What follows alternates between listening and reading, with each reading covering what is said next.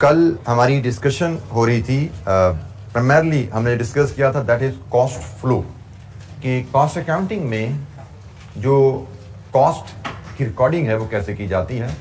बड़ा basics overview हमने लिया था कि हम कॉस्ट को किस अंदाज में रिकॉर्ड करते हैं। कुछ अकाउंट्स मैंने आपसे शेयर किए थे।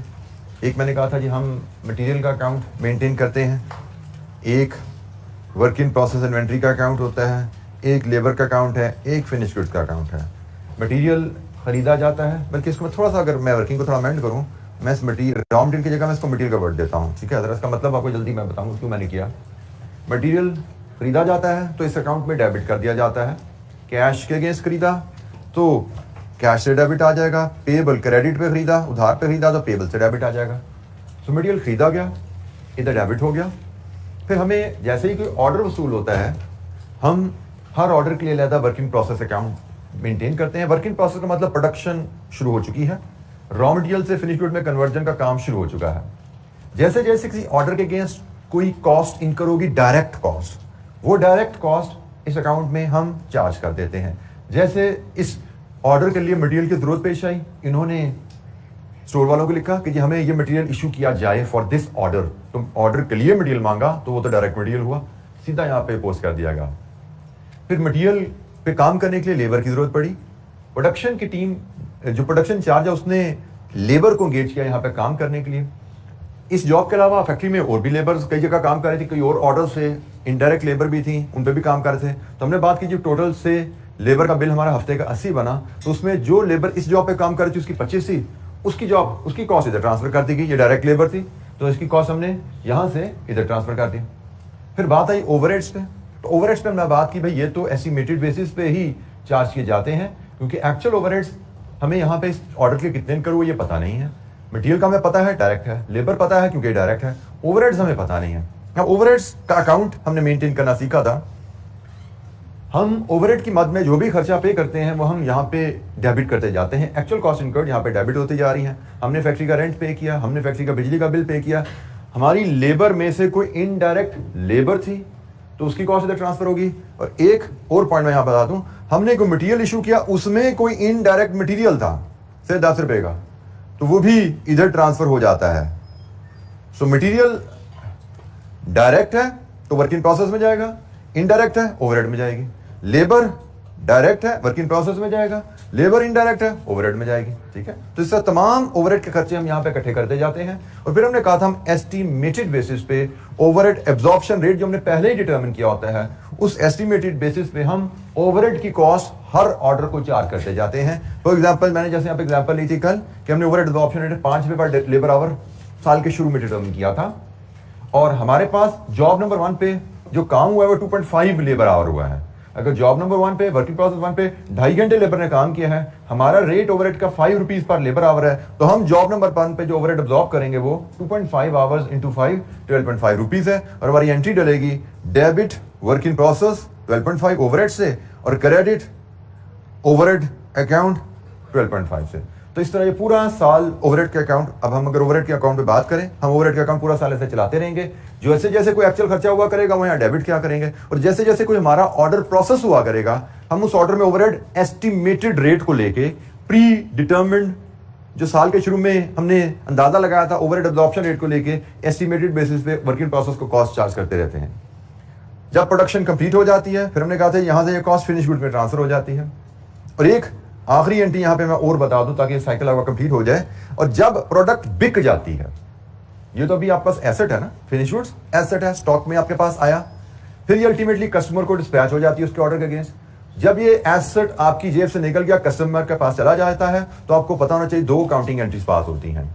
एक अकाउंटिंग एंट्री सेल्स या रेवेन्यू की एंट्री आती है कि जी डेबिट कैश क्रेडिट सेल्स, और दूसरी एंट्री आती है भाई अब स्टॉक भी तो हमारा नहीं रहा, स्टॉक कम हो गया ना, तो हमें स्टॉक को कम करना होता है, और कॉस्ट ऑफ सेल्स की एंट्री आती है। लेट्स सपोज हमने सारा स्टॉक भेज दिया है 137.5 का, तो हम इसको कॉस्ट ऑफ सेल्स को ट्रांसफर कर देते हैं ताकि हमें पता लगे कि हमारे पास वर्किंग प्रोसेस की जो चीजें हमने बनाई थी वो हमने बेच दी हैं, ठीक है जी। फिनिश गुड से 137.5 इधर चला जाता है।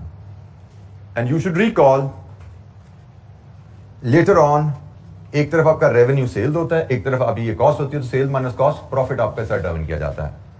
आपने एक तरफ इसका सेल्स बुक की है, डेबिट कैश क्रेडिट सेल्स में भी आपने सेल्स की 150 रुपए की, तो 150 रुपए की सेल्स है, उसमें से 137.5 का से आपकी कॉस्ट है, तो 12.5 आपका प्रॉफिट ऐसे डिटरमिन किया जाता है, जो कि प्रॉफिट लॉस में हम शो करते हैं। अल्टीमेटली ये कॉस्ट ऑफ सेल्स का जो अकाउंट है ये प्रॉफिट एंड लॉस अकाउंट में क्लोज हो जाता है। अगर आपने, मैं चले थोड़ी आसानी के लिए आपकी सेल्स का अकाउंट भी बना देता हूं, अगर आपके पास सेल्स का अकाउंट भी है तो सेल्स की एंट्री डली होती है जी, आपके पास कैश डेबिट होता है और सेल्स से 150 से क्रेडिट हुई है, ये भी प्रॉफिट लॉस अकाउंट में क्लोज हो जाता है 150, तो सेल्स भी प्रॉफिट लॉस में गया, कॉस्ट ऑफ सेल भी प्रॉफिट लॉस में गया। और अगर ये आपका प्रॉफिट लॉस अकाउंट है तो प्रॉफिट लॉस अकाउंट में सेल्स 150 की आ जाती है और कॉस्ट ऑफ सेल्स 137.5 का आ जाता है।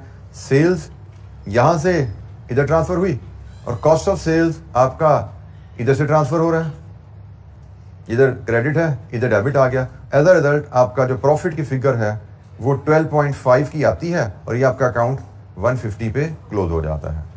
तो ये मैंने एक ट्रांजैक्शन साइकिल थोड़ा सा और एक स्टेप आगे आपको ले जाके दिखा दिया कि अल्टीमेटली जो हम ट्रांजैक्शन रिकॉर्ड कर रहे होते हैं वो कहाँ तक आगे चली जाती हैं, प्रॉफिट की कैलकुलेशन तक हमने इन ट्रांजैक्शंस के फ्लो को देखा। तो एनी क्वेश्चन, कोई सवाल कल की डिस्कशन से? बल्कि एक आखिरी में आपको बात जिसमें हम कल लेक्चर कंप्लीट किया था वहां पे ले आए कि भाई एंड में सिर्फ ओवरहेड की बात करें तो दो एंट्री हैं।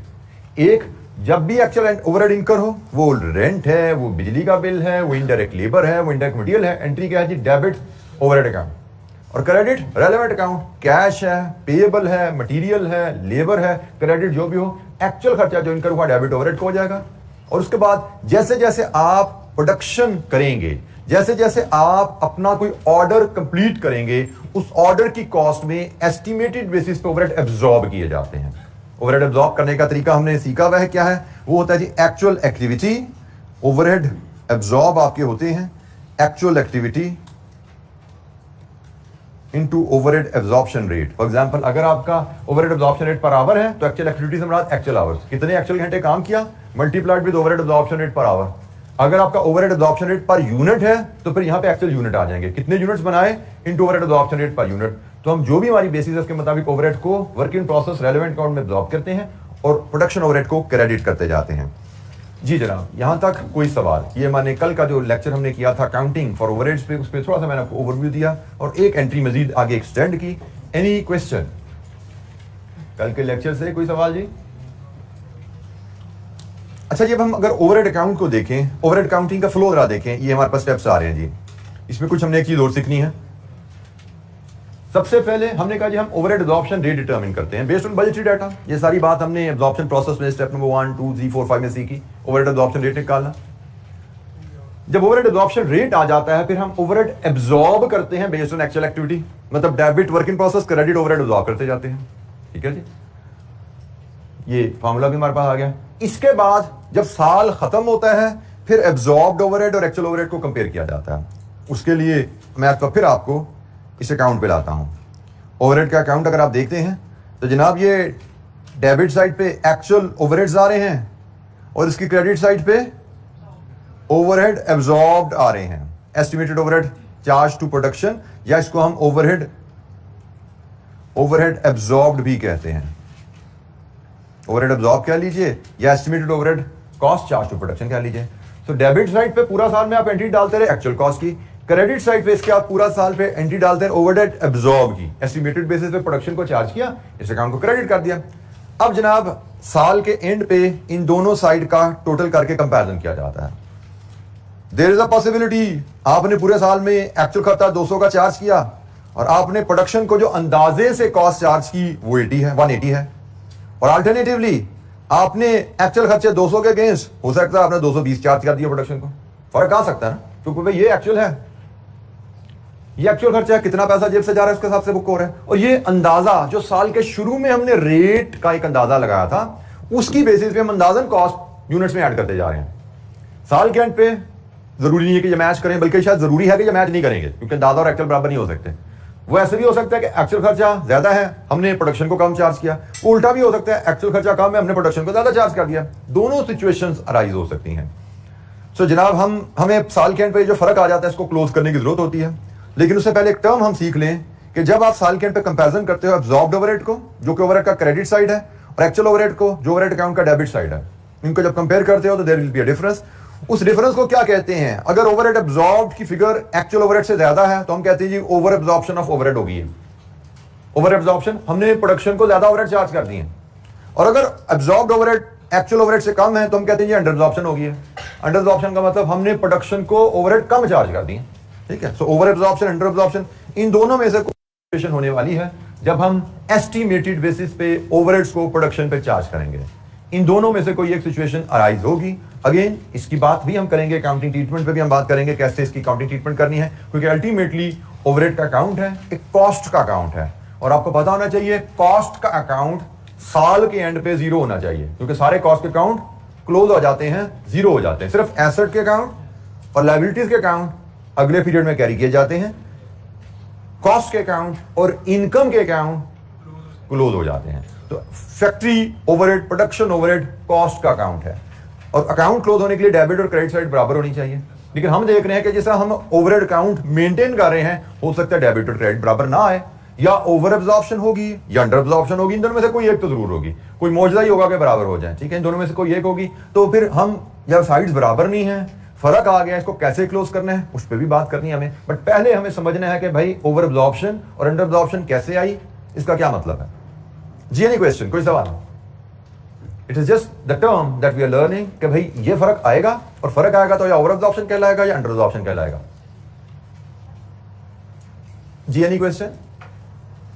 अच्छा, छोटी ये फ्लो तो सारा मैं आपको ऑलरेडी समझा चुका हूं, लिहाजा से हम छोटी सी हमारे पास दो एक्टिविटीज हैं इस ओवरहेड एब्जॉर्प्शन को या ओवर अंडर एब्जॉर्प्शन को लेके।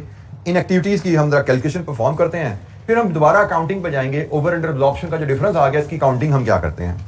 तो जनाब हमारे पास इलस्ट्रेशन 15 एंड 16 दो बेसिक से इलस्ट्रेशन है एब्जॉर्प्शन के कॉन्सेप्ट को जरा प्रैक्टिस करने के लिए।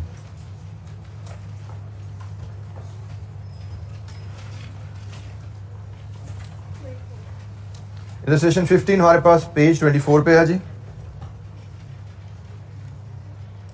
ये इलस्ट्रेशन 15 का डाटा आ गया जी हमारे पास। कैलकुलेट ओवरहेड्स ओवर या under absorbed for the month of August. Over absorbed है या अंडर एब्जॉर्ब्ड है बताइए। Following data relate to line limited for the month of August. Overheads budgeted क्या है, एक्चुअल क्या है। लेबर आवर्स बजटेड क्या थे, एक्चुअल क्या काम किया। ध्यान में रखिएगा, बजट साल के शुरू में अंदाजा लगाया जाता है। ये हमने साल के शुरू में अंदाजा लगाया कि हमारा अगले साल खर्चा कितना होगा, अगले साल हमारे कितने लेबर आवर्स काम होगा, और एक्चुअल रिजल्ट हमें साल के एंड पे मिलता है। ये अंदाजा लगाया था, ये साल गुजर गया, ये साल गुजर गया तो पता लगा ये एक्चुअल खर्चा कितना हुआ और एक्चुअल कितने लेबर आवर्स काम हुआ। ठीक है, तो बजटेड डाटा और एक्चुअल डाटा की आपको नेचर पता होनी चाहिए। अंदाजा जो साल के शुरू में लगाया गया, एक्चुअल कॉस्ट जो साल के एंड पे कंपाइल हुई कि टोटल कितना खर्चा होगा। जी बेटा, साल का अंदाजन खर्चा जो हमने साल के शुरू में लगाया कि अगले साल अंदाजन हमारा डिफरेंट हेड्स में रेंट, बिजली का बिल, सैलरीज, अंदाजन अगले 12 महीने में हमारा खर्चा, या ये महीने का केस अगले महीने में हमारा खर्चा कितना आएगा। ठीक है, ये मंथली बजट की बात हो रही है तो अगले महीने का अंदाजन खर्चा पहली, या हम कहेंगे 31 जुलाई को हमने अंदाजा लगाया है कि अगस्त के महीने में हमारा खर्चा कितना होगा, और ये डिटेल हमें 31 अगस्त की शाम को मिली है कि पूरा महीना गुजर गया, हमारा एक्चुअल खर्चा कितना हुआ है। अंदाजा था इतना होगा, एक्चुअल ज्यादा हो गया।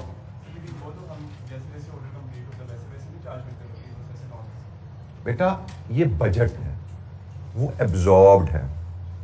3 टर्मिनोलॉजी है ओवरहेड के बारे में, इनको ये अच्छा इस बजट ने बड़े टाइम पे सवाल कर दिया।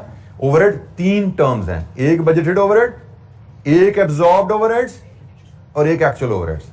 ये 3 फर्क चीजें हैं, इनको जरा लिख लो कि बजट अलग होता है। बजट क्या है, साल के शुरू में, पीरियड के शुरू में अंदाजा। एक्चुअल क्या है, पीरियड के एंड पे एक्चुअल कॉस्ट इनकर्ड। ठीक है जी। और एब्जॉर्ब्ड क्या होता है, एब्जॉर्ब पीरियड के शुरू में मिलता है, पीरियड के एंड में मिलता है। ये जरा बेटा ये अकाउंट देखो जरा, ये अकाउंट देखो जरा, ये टोटल 200 मुझे मिला एक्चुअल पीरियड के एंड पे। एब्जॉर्ब्ड मुझे कब मिलेगा, ये भी एंड पे मिलता है भाई। साल खत्म होगा, जैसे जैसे प्रोडक्शन होती जा रही है, हर प्रोडक्शन को मैं कॉस्ट चार्ज करता जा रहा हूं। साल के एंड पे देखता हूं पूरे साल में मैंने प्रोडक्शन को कितना खर्चा चार्ज कर दिया। ये है पूरे साल में मेरा कितना खर्चा हुआ, जेब से कितने पैसे के, और ये है मैंने यूनिट्स की कॉस्ट में हर ऑर्डर में अंदाजन कितना खर्चा ऐड कर दिया। ये भी साल के एंड में मिलता है। सो एब्जॉर्ब की फिगर भी साल के एंड में मिलती है, एक्चुअल की फिगर भी साल के एंड में मिलती है। लेकिन एब्जॉर्ब में हर ऑर्डर की जो एब्जॉर्ब की फिगर है उस ऑर्डर की कंप्लीशन के साथ हम डिटरमिन करते जाते हैं। वर्किंग प्रोसेस नंबर 1 कंप्लीट हुआ, हमने देखा जी 5 घंटे इंटू 5, सॉरी 2.5 आवर्स इंटू 5, 12.5 इसके ओवरहेड चार्ज कर दो। दूसरा कंप्लीट हुआ, आवर्स इंटू रेट उसके चार्ज कर दो। फिर साल के एंड पे टोटल किया, टोटल जितने भी ऑर्डर किए 10 किए, 100 किए, 200 किए साल में, उनको हमने कितना खर्चा चार्ज किया है और पूरे साल में एक्चुअल खर्चा कितना किया है। सो एब्जॉर्ब्ड ओवरहेड की फिगर भी आपको साल के एंड पे टोटल जो क्यूमुलेट होती है। तो अब दोबारा हम डेटा पे आते हैं कि ये बजटेड ओवरहेड है, एक्चुअल ओवरहेड्स है, रिक्वायर्ड है ओवर या अंडर एब्जॉर्ब बताइए। तो भाई सबसे पहले ओवर अंडर एब्जॉर्ब किन दो वैल्यूज का डिफरेंस होता है वो आपको पता होना चाहिए। तो हमने पढ़ा था ओवर या अंडर एब्जॉर्ब दो वैल्यूज का डिफरेंस होता है, एक एब्जॉर्ब्ड ओवरहेड्स और एक एक्चुअल ओवरहेड्स। इन दो वैल्यूज का आप डिफरेंस लेते हैं तो आपको पता लगता है ओवर है या अंडर एब्जॉर्ब्ड है आपके ओवरहेड्स। यही था ना, ओवरहेड अकाउंट ध्यान में लाओ, डेबिट साइड पे एक्चुअल ओवरहेड्स आ रहे हैं, क्रेडिट साइड पे एब्जॉर्ब्ड ओवरहेड आ रहे हैं। इन्हीं दो के डिफरेंस को ही तो हम यहां पे कंपैरिजन में देख रहे थे कि भाई ओवर एब्जॉर्ब्ड या अंडर एब्जॉर्ब्ड क्या कहना है भाई। एब्जॉर्ब्ड और एक्चुअल ओवरहेड्स इन्हीं को तो कंपेयर करके हम देखते हैं ओवर एब्जॉर्ब या अंडर एब्जॉर्ब है। तो हमसे उसने पूछा ओवर एब्जॉर्ब है अंडर एब्जॉर्ब है, हमने कहा जी ठीक है जी, इन दो वैल्यूज को हम कंपेयर करेंगे। तो ये दो वैल्यूज कहां से आती हैं? एक्चुअल ओवरहेड्स तो क्वेश्चन में गिवन है, कितना जी एक्चुअल ओवरहेड 180,000। और एब्जॉर्ब्ड ओवरहेड के लिए मैं आपके लिए फिलहाल एक छोटी सी वर्किंग बनाता हूं। आगे चल के जैसे मैंने आपसे कहा मैं कि ग्रेजुअली हम स्मार्ट वर्किंग पे चले जाते हैं, स्मार्ट प्रेजेंटेशन पे, लेकिन फिलहाल लर्निंग के लिए हम थोड़ा सा डिटेल में काम करते हैं। तो वर्किंग 1 पे मैं जब जाता हूं तो मैं एब्जॉर्ब्ड ओवरहेड्स की कैलकुलेशन का फार्मूला आपके पास सामने सबसे लाता हूं। एब्जॉर्ब्ड ओवरहेड का फार्मूला भी हमने पढ़ा था कि actual activity multiplied with overhead absorption rate. अच्छा जी, हमारे यहां पे सवाल में हमें पहले एब्जॉर्प्शन रेट चाहिए, तो जरा बताइए एब्जॉर्प्शन रेट का फार्मूला, ओवरहेड एब्जॉर्प्शन रेट का फार्मूला क्या होता था जी? Budgeted overhead divided with budgeted activity, यही फार्मूला था जी। बजटेड ओवरहेड डिवाइडेड विद, हमारे पास एक ही एक्टिविटी गिवन है, हमने सीखा हुआ है कि हमारी एक्टिविटी प्रोडक्शन बेस्ड होती है, वो प्रोडक्शन भी हो सकती है, यूनिट्स बेस हमारी आवर्स भी हो सकती हैं, डिपेंड अपॉन इंफॉर्मेशन। हमें यहाँ पे एक ही एक्टिविटी दी गई है आवर्स, इसका मतलब ओवरहेड एब्जॉर्प्शन रेट हम सिर्फ लेबर आवर्स पे बेसिस पे निकाल सकते हैं। तो जनाब हमारा यहाँ पे जो फार्मूला बनेगा ओवरहेड एब्जॉर्प्शन का, that will be budgeted overheads divide with budgeted activity. 40,000 labour hours हैं और ये ओवरहेड्स हैं, और एक्चुअल एक्टिविटी से मराद यहाँ पे एक्चुअल आवर्स दिए जाएंगे। एक्चुअल आवर्स क्या है? 44,000 लेबर आवर्स। तो मैं एक स्टेप और करता हूं, 44,000 लेबर आवर्स मेरे एक्चुअल इनकर हुए हैं, और मैंने साल के शुरू में अंदाजा लगाया था मेरा ओवरहेड एब्जॉर्प्शन 4 पर लेबर आएगा। तो मैंने साल के शुरू में अंदाजा लगाया कि मेरा खर्चा 4 रुपए पर लेबर आवर आएगा। फिर पूरे साल में मैंने 44,000 आवर्स अगर काम किया है, डिफरेंट जॉब पे काम किया है, जिस जिस जॉब पे मैंने जितने घंटे लगाए हैं, आवर्स इंटू 4 ये मैंने ओवरहेड चार्ज कर दिए होंगे, डेबिट कर दिए होंगे वर्किंग प्रोसेस को, और क्रेडिट कर दिए होंगे ओवरहेड एब्जॉर्ब को। तो मैंने पूरे साल में जो ओवरहेड एब्जॉर्ब किए होंगे वो कितने हैं? 176,000। अब आप देख सकते हो, ये है आपके बजटेड ओवरहेड, ये है आपके एब्जॉर्ब्ड ओवरहेड, और ये है आपके एक्चुअल ओवरहेड। 3 फिगर है। बजटेड ओवरहेड साल के शुरू में हमने अंदाजा लगाया हमारा खर्चा कितना होगा। एक्चुअल ओवरहेड साल के एंड पे हमने एक्चुअल कितनी पाउंड स्पेंड की। एब्जॉर्ब्ड ओवरहेड क्या है? Based on pre determined rate, based on pre determined rate हमने प्रोडक्शन को कितना खर्चा चार्ज किया, ये एब्जॉर्ब्ड ओवरहेड है। नोट कर लीजिए, absorbed overhead is overhead cost charge to production using pre determined overhead absorption rate. Bracket में लिख लीजिए बेशक अगर आपको याद जाने में दिक्कत है। Pre determined overhead absorption rate कहां से आया था? ब्रैकेट में calculated at the start of the year using budgeted data. I repeat, overhead absorption, overhead absorbed क्या है? ओवरहेड एब्जॉर्ब्ड आपके हैं जी cost charge to, overhead cost charge to production, overhead cost charge to production using pre determined overhead absorption rate. हमने production को कितनी cost charge की pre determined overhead rate की मदद से, और ओवरहेड एब्जॉर्प्शन रेट कहां से आता है? It was determined using budgeted data. Budgeted overhead divide with budgeted hours, यहां से हमने ओवरहेड एब्जॉर्प्शन रेट इस केस में लिया हुआ था। तो जनाब absorbed overhead 176,000, actual overheads 180,000. So this is a case of under absorbed 4,000. जी जनाब, एनी क्वेश्चन, कोई सवाल? ओवरहेड एब्जॉर्ब्ड की फिगर पूरे साल में किसी जॉब में 500 घंटे काम किया, किसी जॉब में 200, इस तरह मंथली बजट है, किसी जॉब पे हमने 500 किया, किसी पे 1000 किया, किसी पे 2000 किया। जिस जॉब पे जितने घंटे हमने काम किया, घंटे वर्क इनटू एब्जॉर्प्शन रेट, ये कॉस्ट ओवरहेड की मद में हमने उस जॉब को चार्ज कर दी। पूरे साल में हमने डिफरेंट जॉब्स को जो ओवरहेड की कॉस्ट चार्ज की है वो 176 है। पूरे साल में हमने ओवरहेड अकाउंट को क्रेडिट किया है बाय 176 और work in process, different work in process को डेबिट किया है by 176। Job number 1, job number 2, job number 3, सब ऑर्डर्स को मिला के टोटल डेबिट जो हमने किया है वर्क इन प्रोसेस को वो 176 से है। ओवरहेड अकाउंट को क्रेडिट किया है 176 से। अगर टी अकाउंट में मैं इसको रिप्रेजेंट करूं, अगर मैं इसको ओवरहेड अकाउंट आपके सामने यहां बनाऊं तो ये एंट्रीज हमारी कुछ ऐसी हुई हैं। कैश ऑब्लिक पेबल के थ्रू हमने जो एक्चुअल कॉस्ट इनकर की है वो 180,000 है। और अगर हम देखें एब्जॉर्ब्ड ओवरहेड जो वर्क इन प्रोसेस को हमने मिसलिनियस 1 से लेके मे बी XYZ तक जो चार्ज की है वो 176,000 है। और ये 4,000 का यहाँ डिफरेंस आ रहा है क्योंकि हमें ओवरहेड अकाउंट क्लोज करना है। ये 4,000 का यहाँ डिफरेंस आ रहा है, ये हम इसको अंडर एब्जॉर्ब्ड ओवरहेड कह रहे हैं। ये हमारा अंडर एब्जॉर्ब्ड ओवरहेड्स हैं।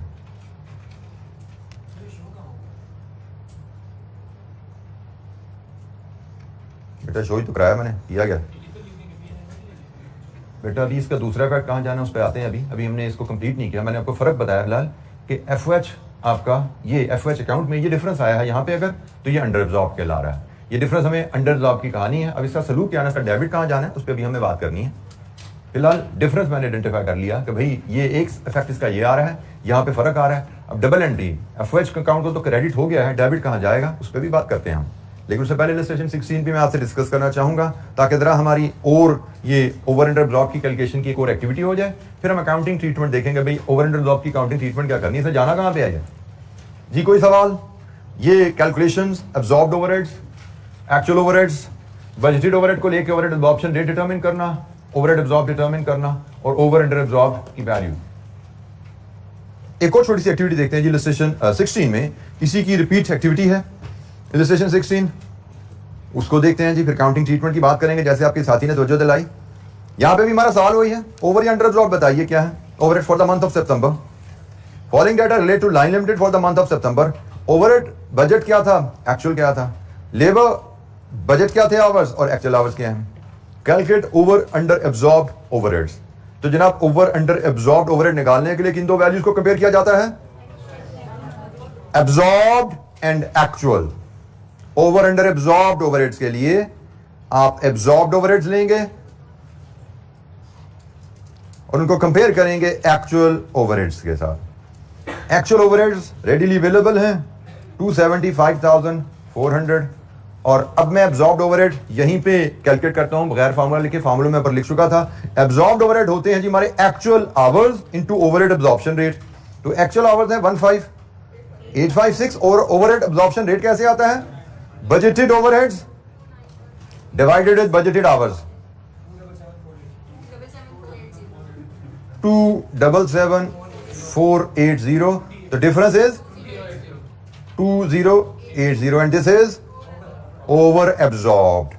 हमने ओवरहेड जो एब्जॉर्ब किए हैं वो एक्चुअल से ज्यादा एब्जॉर्ब कर लिए हैं, तो this is called over absorbed overheads. ये ओवर एब्जॉर्ब्ड ओवरहेड का केस है।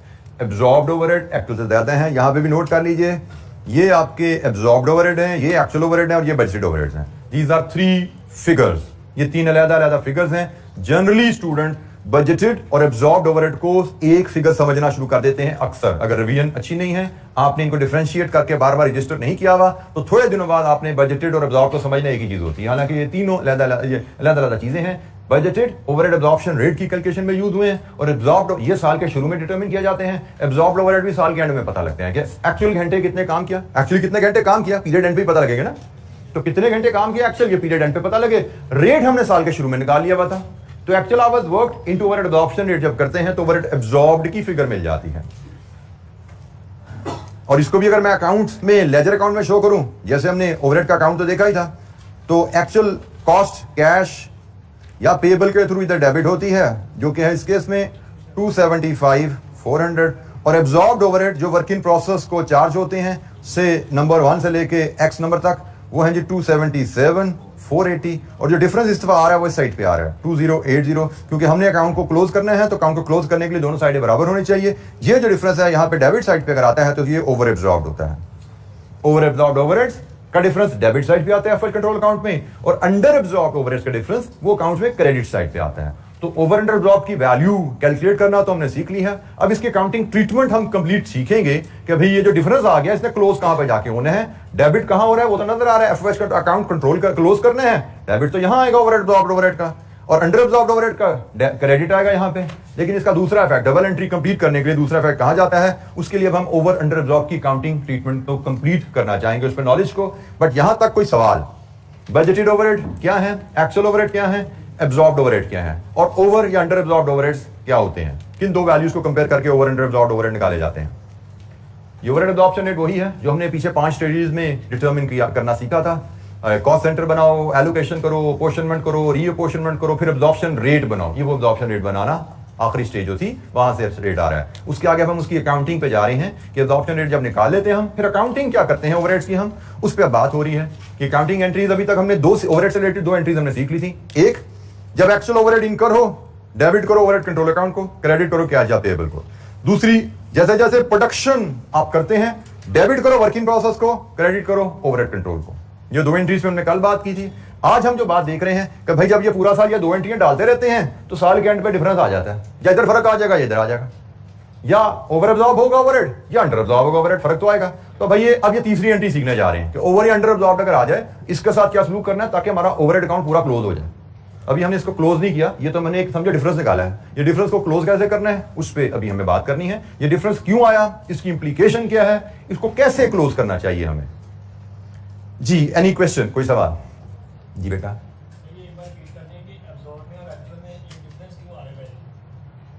एब्जॉर्ब में और एक्चुअल में डिफरेंस क्यों आ रहा है? जी ये सवाल पूछा गया है। तो भाई एक्चुअल तो एक्चुअल है ना, जेब से जो पैसा आ गया उसका हिसाब है, जो खर्चा हुआ उसका हिसाब है।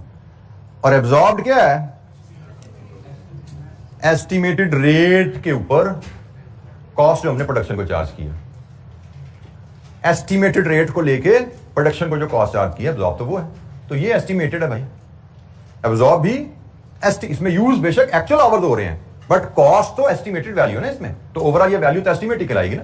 बजट भी एस्टिमेट है, बजट भी एस्टिमेट है क्योंकि वो साल के शुरू में लगाया गया, और ये भी एस्टिमेट के ऊपर बेस्ड वैल्यू है।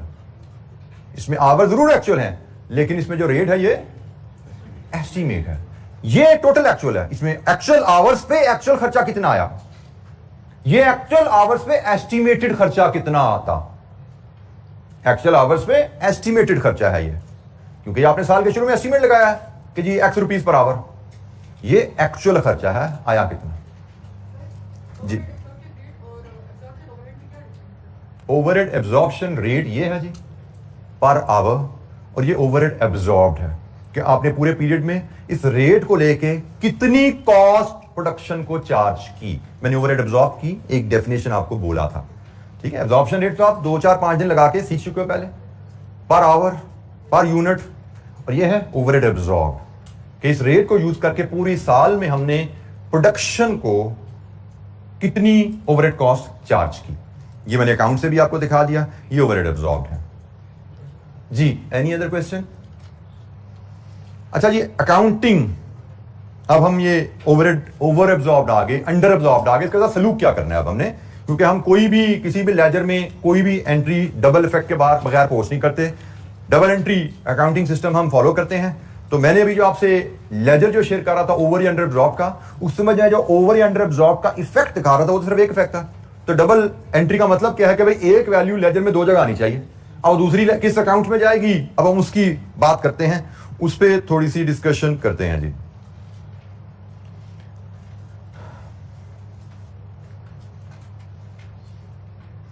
अच्छा जी, ओवर एब्जॉर्प्शन का मतलब क्या है?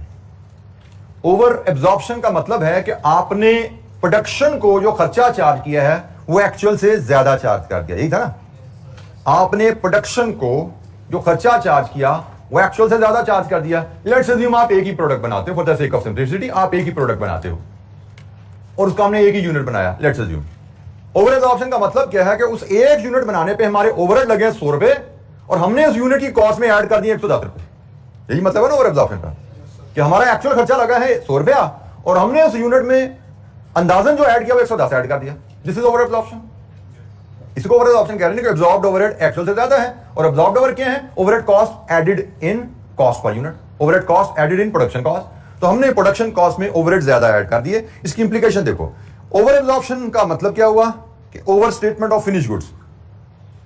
ओवर एब्जॉर्प्शन का मतलब है over statement of finish goods. कैसे भाई? वो यहां से इस अकाउंट से आप फॉलो कर लो, जो कल हमने फिनिश गुड्स का अकाउंट बनाया था, वर्किंग प्रोसेस का अकाउंट बनाया था। ये अगर मैं वर्किंग प्रोसेस में ओवरहेड अकाउंट ज्यादा डाल दूंगा, ये ओवरहेड अकाउंट अमाउंट ज्यादा डाल दी, फॉर एग्जांपल असल खर्चा 10 रुपए था, मैंने 12.5 डाल दिया, दिस इज ओवर एब्जॉर्प्शन ना, कि भाई एक्चुअल खर्चा 10 रुपए इस ऑर्डर में आया, मैंने इसमें 12.5 रुपए ब्लॉक कर दिया, दिस इज ओवर एब्जॉर्प्शन। इसका मतलब क्या है कि मैंने ये जो फिनिश गुड्स 137 या 50 में बेची, असल में 135 की होनी चाहिए थी, यही बात है। तो हम कहते हैं जी ओवर एब्जॉर्प्शन की इंप्लीकेशन क्या है, हमारी फिनिश गुड्स ओवरस्टेट हो जाती हैं। ओवर एब्जॉर्प्शन की इंप्लीकेशन हमारी फिनिश गुड्स ओवरस्टेट होगी, और जब फिनिश गुड ओवरस्टेट हुई अल्टीमेटली ये गुड्स बिकती हैं, ये गुड्स बिकती हैं तो ये कॉस्ट ऑफ सेल में आती हैं, तो हमारी कॉस्ट ऑफ सेल ओवरस्टेट हो जाती है। ऐसा ही है भाई, असल खर्चा हमारा 135, हमने 137 पीएनएल को चार्ज कर दिया, और जब ये फाइनली कॉस्ट ऑफ सेल्स के थ्रू फिर अल्टीमेटली तो प्रॉफिट में ट्रांसलेट हो जाता है। कॉस्ट ऑफ सेल्स हमने ज्यादा कर दी तो हमारा प्रॉफिट कम हो गया अल्टीमेटली। तो ये कहानी बनती है ओवर एब्जॉर्ब्ड ओवरहेड की, कि ओवर एब्जॉर्प्शन ऑफ ओवरहेड से आपकी फिनिश गुड्स ओवरस्टेट होती हैं, और अल्टीमेटली जब ये गुड्स बिकती हैं तो कॉस्ट ऑफ सेल ओवरस्टेट हो जाती है व्हेन प्रोडक्ट्स आर सोल्ड। ये तो है जी पूरा फैक्ट कि आपने जब ओवरहेड एब्जॉर्ब किए और ओवर एब्जॉर्ब कर लिए, इसका मतलब आपने प्रोडक्शन कॉस्ट में ज्यादा खर्चा ऐड कर दिया। असल खर्चा 10 रुपए था, आपने 12.5 रुपए पर यूनिट ऐड कर दिया वहां पे। तो फिनिश गुड्स की वैल्यू, फिनिश गुड्स जो आपके पास एसेट में पड़े हुए हैं, उनकी वैल्यू ज्यादा रिकॉर्ड शो होगी, असल से ज्यादा पे शो होगी। वो लगा था 100 रुपए, आपने 102 रुपए पे शो कर दिया, 103 रुपए पे शो कर दिया। This is the effect, first effect of over absorption.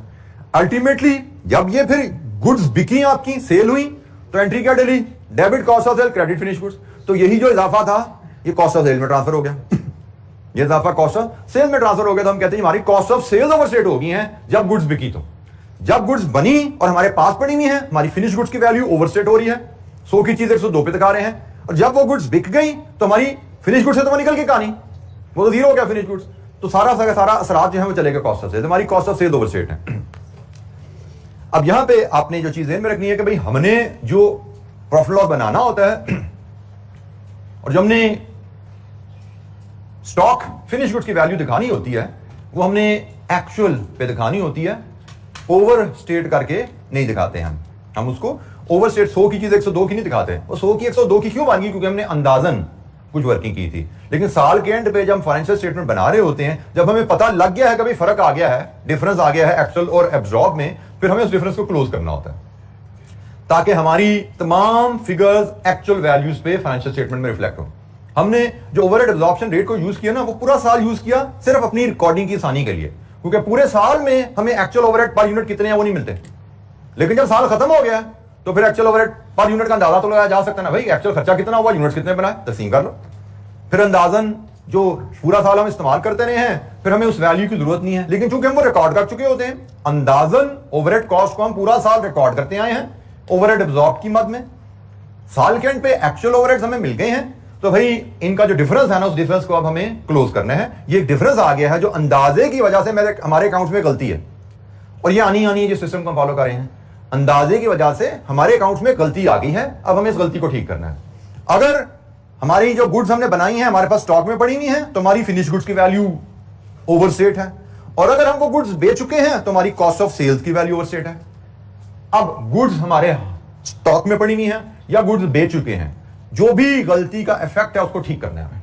ठीक है जी, ओवर एब्जॉर्ब अंडर एब्जॉर्ब हमारे अंदाजे और एक्चुअल खर्चे में डिफरेंस की वजह से आया है, और साल के एंड पे इस डिफरेंस को हमने ठीक करना है हमें, ताकि हमारे अकाउंट जो है वो एक्चुअल जो हमारी कॉस्ट है उसके मुताबिक ठीक हो जाए। और वो ठीक करने के लिए या हमें फिनिश गुड्स को ठीक करना पड़ेगा, अगर हमारे पास गुड्स इन हैंड है तो फिनिश गुड्स को ठीक करेंगे, और अगर हमारी गुड्स बिक चुकी हैं तो कॉस्ट ऑफ सेल को ठीक कर लेंगे। जी, एनी क्वेश्चन, कोई सवाल? Over absorption under absorption is in a way a difference, या कह लो कि एक एरर है जो हमारे इस सिस्टम की वजह से आ जाती है हमारी बुक्स में। हम चूंकि एस्टिमेटेड बेस पे ओवरहेड कॉस्ट चार्ज करते हैं, तो ओवर अंडर एब्जॉर्प्शन एक इनएविटेबल अनअवॉइडेबल एरर है जो हमारे अकाउंट्स में आएगी, और पीरियड एंड पे उस एरर को ठीक करना होता है हमें। अब वो एरर ठीक कैसे होनी है? तो जनाब, अगर तो आपकी सारी की सारी आउटपुट बिक चुकी है, इसका मतलब एरर का सारा असर कहां पे जा चुका है? Cost of. अगर आपकी सारी प्रोडक्शन बिक गई है, इसका मतलब असर जो है गलती का सारा कॉस्ट ऑफ सेल पे जा चुका है। और ओवर एब्जॉर्ब का मतलब होता है cost of sales overstate है। Cost of sales is the cost and cost is always the debit. मतलब आपको क्या है कि ओवर स्टेट कॉस्ट का मतलब डेबिट ज्यादा हो गया, वहां पे ज्यादा डेबिट हो गया तो उसको क्रेडिट करना है। और ये डेबिट कहां जाएगा? आप ऑलरेडी देख चुके हो, ओवर एब्जॉर्ब्ड एफओएच अकाउंट में डेबिट नजर आ रहे होते हैं, देखा था ना आपने? यहां पे ओवर एब्जॉर्ब्ड ओवरहेड, ये आपको डेबिट नजर आ रहे हैं, तो डेबिट यहां पे है। क्रेडिट कहां जाएगा? अगर सारी प्रोडक्शन बिक चुकी है, कॉस्ट ऑफ सेल्स कंप्लीट होगी एंट्री, कॉस्ट ऑफ सेल्स में क्रेडिट चला जाएगा इसका। लेकिन अगर आपके सारे यूनिट्स नहीं बिके, कुछ बिके हैं, कुछ स्टॉक में पड़े हैं, तो भाई कुछ क्रेडिट कॉस्ट ऑफ सेल में चला जाएगा, कुछ क्रेडिट स्टॉक में चला जाएगा।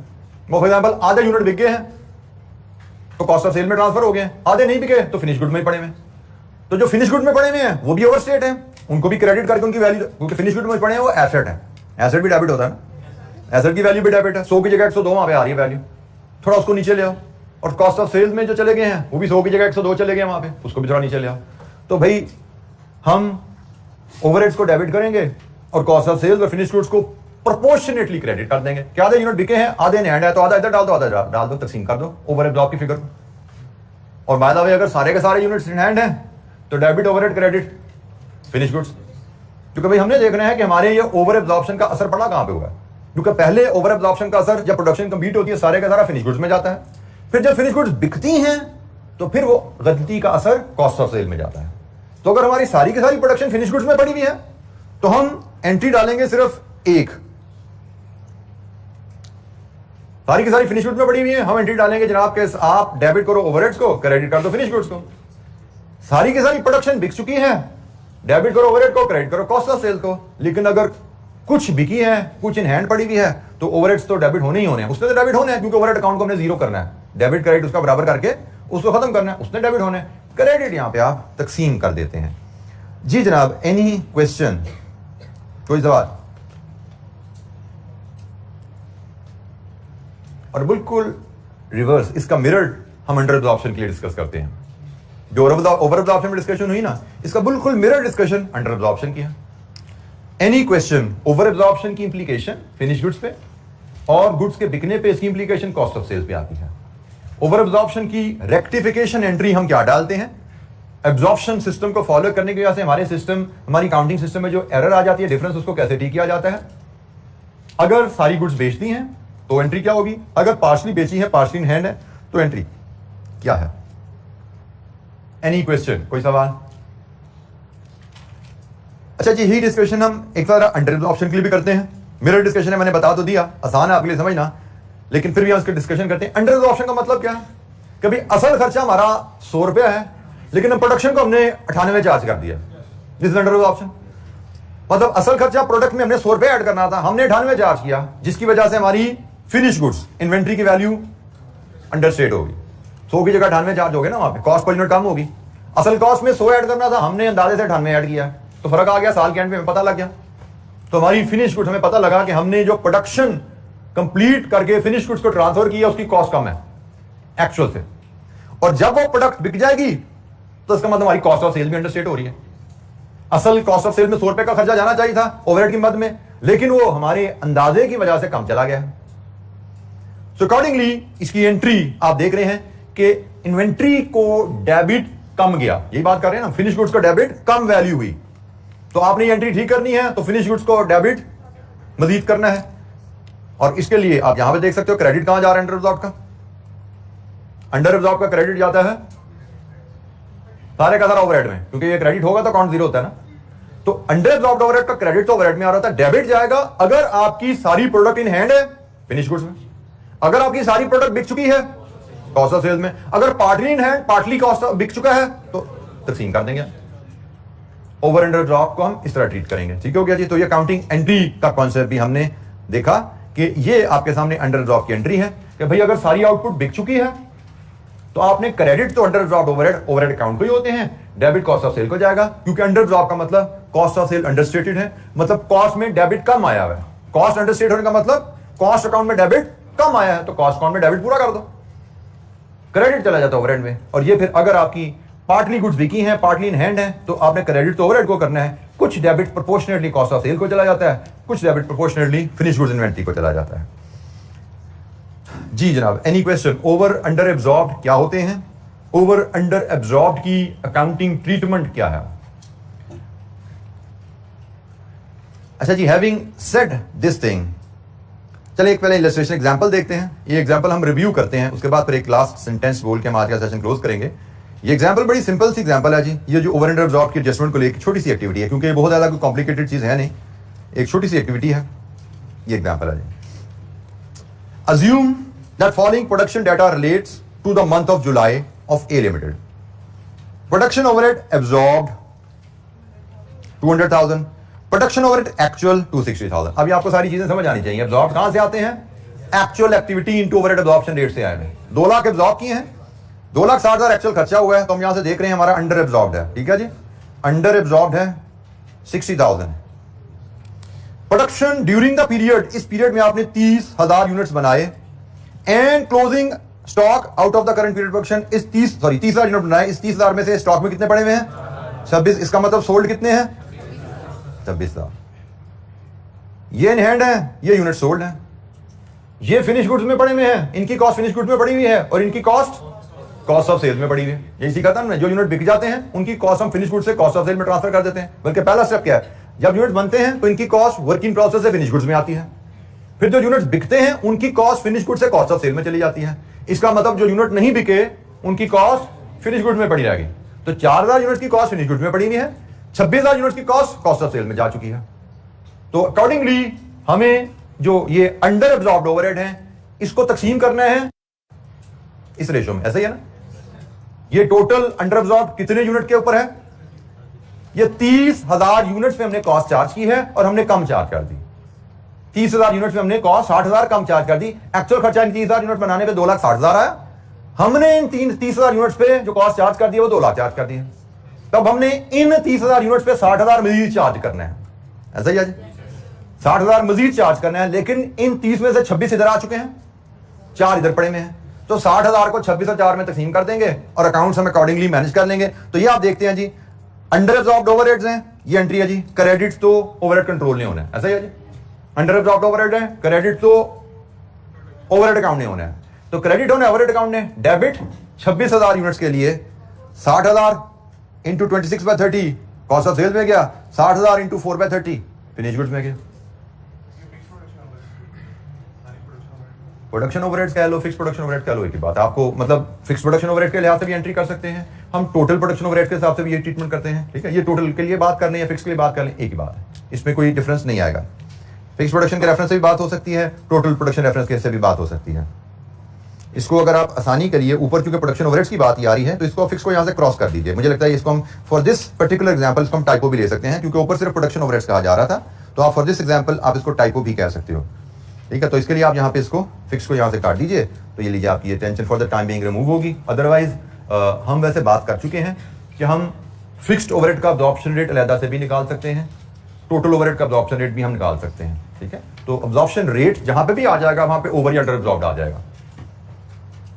तो फॉर द टाइमिंग इसको इग्नोर कर दीजिए जी। एनी क्वेश्चन, कोई सवाल? अच्छा जी, एक अब लास्ट सेंटेंस जो मैंने कहा था जिसको हम करके इस जुमले को क्लोज करेंगे। इस चैप्टर में हमारी डिस्कशन, इस चैप्टर पे डिस्कशन ऑलमोस्ट हमारी क्लोज है। कल शायद एक इलस्ट्रेशन इसकी है, वो देखेंगे। उसके बाद हम पास पेपर क्वेश्चन कुछ मजीद करेंगे, 4-5 पास पेपर क्वेश्चन इस चैप्टर के वो करने हैं, और फिर हमने एक्टिविटी बेस्ड कॉस्टिंग जो कि ओवरहेड की एक्सटेंशन है उसको डिस्कस करना है। ये चैप्टर खत्म हुआ है, ओवरहेड पे भी डिस्कशन हमारी खत्म नहीं हुई। एक लास्ट सेंटेंस जो मैं आपसे बोलना चाह रहा था वो ये है जी, आल्दो अभी हमने डिस्कशन की कि अगर हमारी पार्ट ऑफ प्रोडक्शन बिकी है और part of the production in hand है, तो हम ओवर या अंडर एब्जॉर्ब को कॉस्ट ऑफ सेल्स और फिनिश गुड्स में तकसीम कर देते हैं, जैसे अभी हमने एग्जांपल देखी। लेकिन there is another alternative option as well. Alternative treatment क्या है? कंपनी में adopt a policy of closing all over under absorbed overheads to cost of sales.